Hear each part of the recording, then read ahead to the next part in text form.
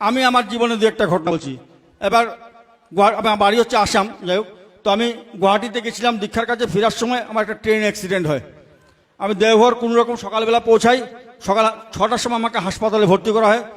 পরম পুজো আসতেছি মেজদা গিয়ে সেই রক্ত টক্ত ইঞ্জেকশন দিয়ে বের করে আমাকে প্লাস্টার করে ব্যান্ডেজ করে দিয়ে বললেন যে 1 মাস সম্পূর্ণ বেড রেস্ট, বিছানা এবং বাথরুম, বেরোবে না তুমি। আমরা আগে তা হাসপাতাল থেকে যে ছাড়লেন, রিক্সা করে বর্দাবাড়ি গেট অব্দি কোনো রকম আসলাম। ওখান থেকে ঘুরাতে নাটমণ্ডপ অব্দি গেলাম। পুজোবা দাদা বসেছিলেন, আমাকে দেখেই কার্তিক বিশ্বাস দা যিনি গান করতেন দেওঘরে তিনি ছিলেন। তাকে বলে, কার্তিক কয়েকটা গান শোনাতো, ও তো পবিত্র এসে বাজাবে।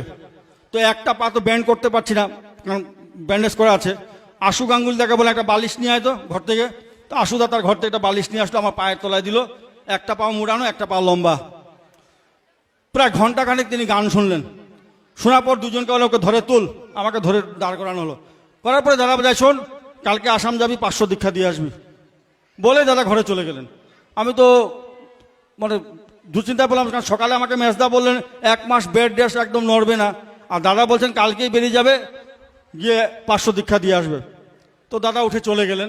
আমি ঘুরাতে মেজদার ঘরে গেলাম।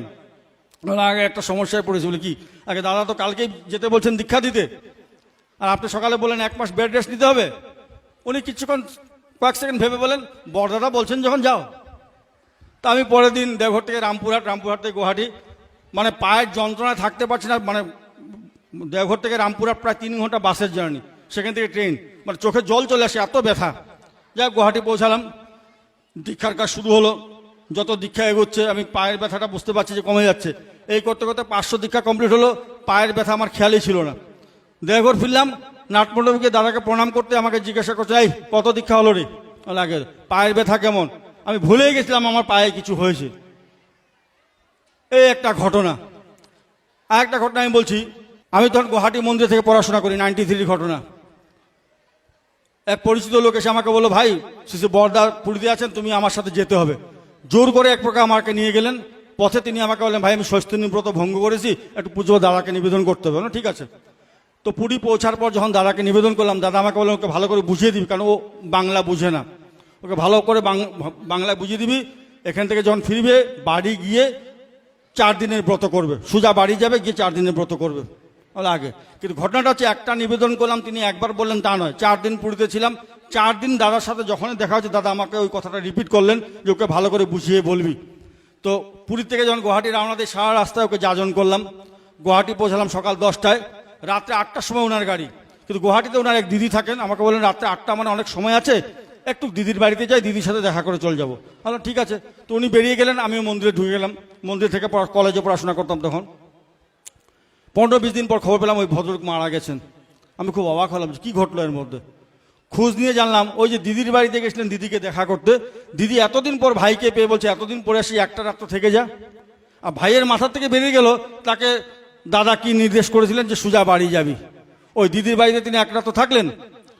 পরের দিন গুয়াহাটি থেকে উনি ডিব্রুগড়, প্রায় 490 কিলোমিটার, ডিব্রুগড় পৌঁছে সন্ধ্যার সময় পৌঁছেছে। পরের দিন থেকে 4 দিনে ব্রত করবেন। এই চাল ডাল ঘি কেনার জন্য স্কুটার নিয়ে বেরোতে গিয়েই ওই কালভার্টে ব্যালেন্স হারিয়ে পড়ে যান, মাথায় চোট লাগে, ওখানে স্পট ডেড হন। এই একটা ঘটনা।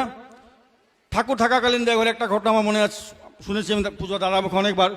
একজনকে ঠাকুর ডেকে পাঠালেন দুপুরবেলা। তো দুপুরে তার তখন চান খাওয়ার সময়, তো একজনকে বলছে ঠাকুর আপনাকে ডাকছেন। বলে দাঁড়াও ভাই, আমি এখন চান করতে ঢুকছি, চানটা হয়ে যাক। তো চান করে বেরিয়ে তিনি খেতে বসবেন, আবার এসে একজন বলছে ঠাকুর আপনাকে ডাকছেন। তো উনি একটু বিরক্ত হচ্ছেন, বলে খেয়ে দিয়ে যাচ্ছি, এত চিন্তা করছো কেন?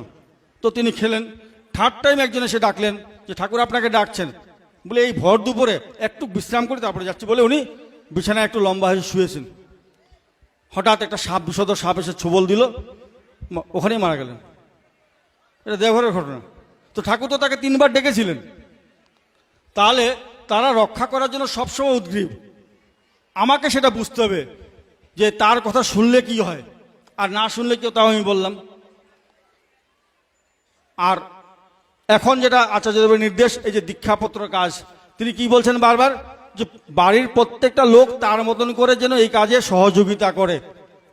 তিনি একটা গল্প প্রায় বলেন যে রত্নাকর দস্যু যখন ডাকাতি করতে যায়, তখন ইন্দ্র ছদ্মবেশে ছিলেন।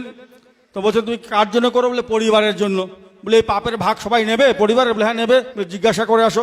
দেখা গেলো পরিবারের কেউ দায়িত্ব নিল না। বলে তোমার সংসার তুমি বুঝো। তো দাদা বলছেন যদি পাপের ভাগ পরিবারে কেউ না নেয় তো পুণ্যের ভাগ বা পরিবারে সবাই পাবে কেন?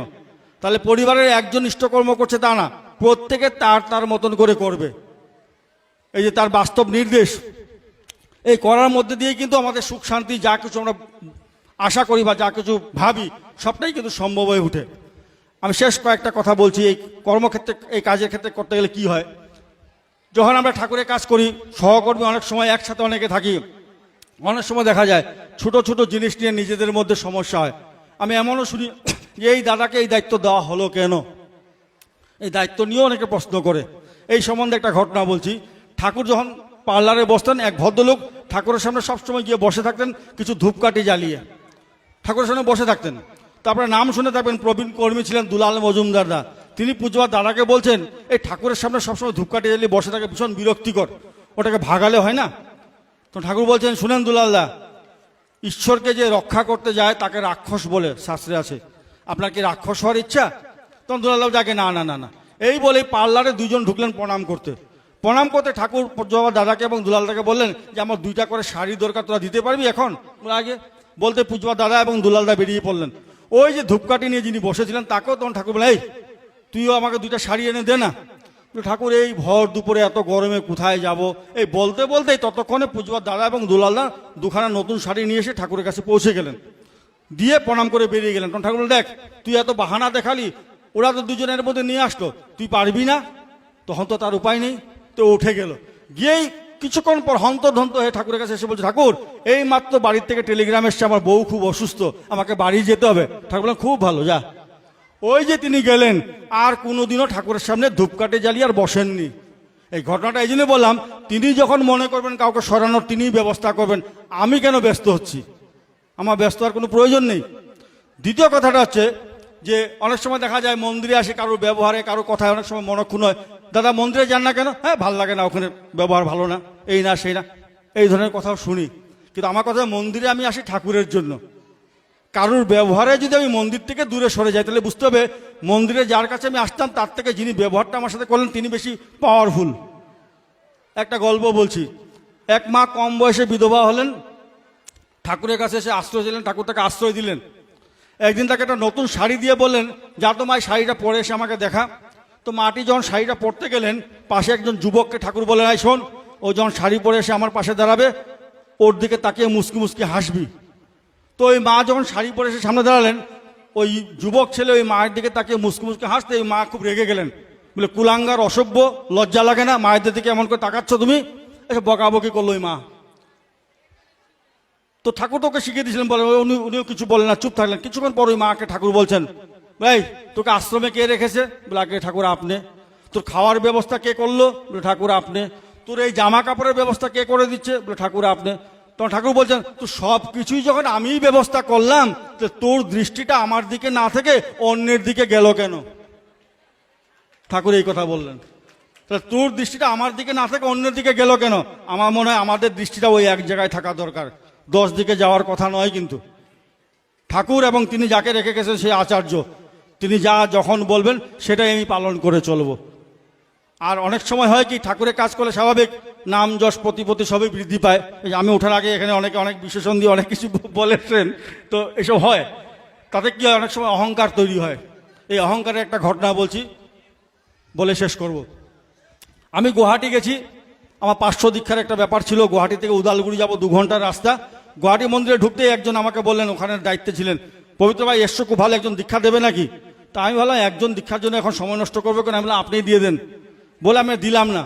আমি খাওয়া দাওয়া করে আমার গন্তব্যে চলে গেলাম। 498 দীক্ষা যেদিন হলো আমি গুয়াহাটি ফিরে আসি সকাল 7:30 8টায়, এবং পরদিন দুপুরবেলা আমার ট্রেন। গুয়াহাটি মন্দিরে 8 জন 10 জন দীক্ষার ডেইলি এমনি হয়। তো আমি ওখানে এসে বললাম ভাই আমার আর 2 জন দীক্ষা হলে 500 হয়ে যাবে। তো বাবুন্দা আমাকে বললেন তোমার হয়ে যাবে, চিন্তা করো না। বলতে বলতে একজনের দীক্ষা হলো 499, আর একজন বাকি। সেই সকাল 9টার থেকে পুরো দিন পার হয়ে গেল, হলো না দীক্ষা। পরের দিন 12:30টায় ট্রেন, 11টা বেজে গেল, দীক্ষার কোনো খবর নাই। আমার মনের মধ্যে তখন ধুরপাক চলছে যে আমি দেওঘর যাব, দাদার কাছে প্রণাম করতে যখন জিজ্ঞাসা করবেন আমি কি করে বলবো যে 499? মানে একটার জন্য হলো না 500। মনের মধ্যে একটা অপরাধ বোধ জেগে উঠলো, সোজা মন্দিরের সামনে গিয়ে কলাপসেবল গেট বাড়ি থেকে ঠাকুরকে প্রণাম করে ক্ষমা চাইলাম যে ঠাকুর আমি অন্যায় করছি, তুমি আমাকে ক্ষমা করো। এই ক্ষমা প্রার্থনা করে প্রণাম করে উঠবো, এমন সময় এক কর্মী দাদা বলেন, আরে পবিত্র ভাই একজন দীক্ষা নেবে, দেবে নাকি? হ্যাঁ এখনই দেবো। ওই একটা দীক্ষা দিয়ে তাড়াতাড়ি স্টেশন পৌঁছালাম, ট্রেন ধরে পরদিন দেওঘর পৌঁছাই। সন্ধ্যার সময় নাটমণ্ডপে দাদাকে প্রণাম করতে বলে, এই কত দীক্ষা হয়েছে? আর আগে 500। বলে কাটায় কাটায়? বলে আগে। একটাও কম না একটাও বেশি না? লাগে না। তিনি তখন বললেন, শোন, তার দয়া ছাড়া একটা দীক্ষাও হয় না। যারা নাটমণ্ডপে উপস্থিত ছিলেন তারা তাদের মতন বুঝেছেন। আমি জানি দাদা এই কথাটা আমাকে কেন বললেন, যে ঠাকুর আমাকে হাড়ে হাড়ে বুঝিয়ে দিলেন যে তোমার নিজস্ব কোনো ক্ষমতাই নেই। একের উপর যত শূন্য বসাবো ততই তার গুরুত্ব বাড়ে, 10, 100, 1000। ওই এক সরে গেলে কিন্তু সবটাই জিরো।